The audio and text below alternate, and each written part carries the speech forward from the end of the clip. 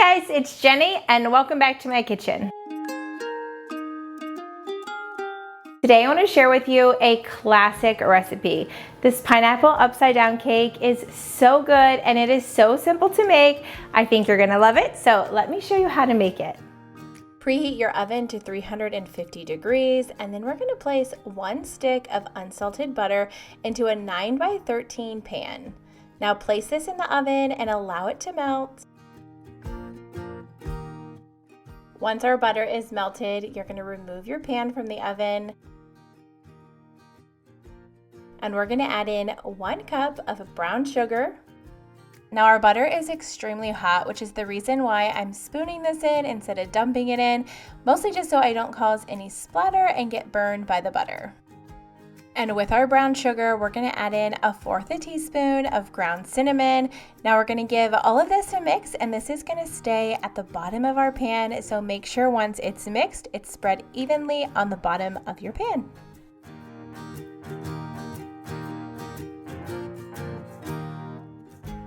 Now once that brown sugar and cinnamon layer is all done, we're going to top it with our pineapple rings.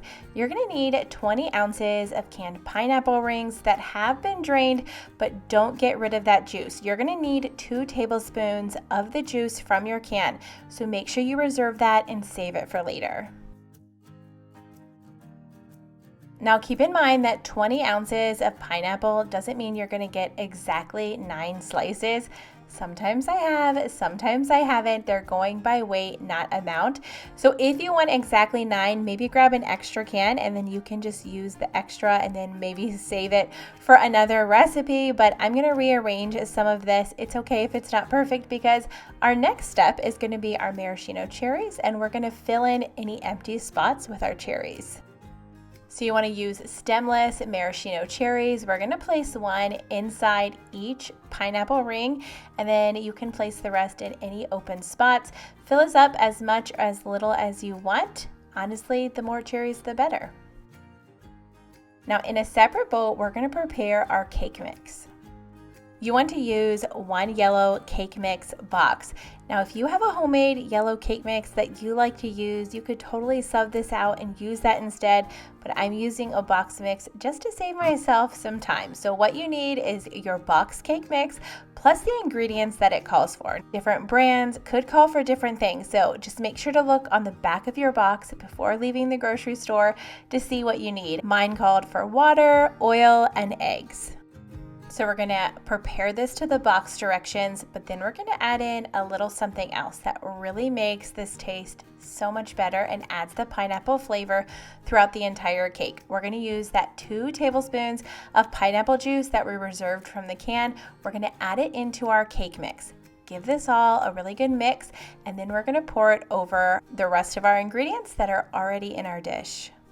Once you've added your cake batter into your pan, we're going to place this in the oven to bake at 350 degrees. So the same temperature that we preheated earlier for our butter. No need to turn off your oven. While you prepare the rest of your cake, we're going to bake this in the oven for about 20 to 25 minutes until you can put a toothpick in the middle and it can come out clean.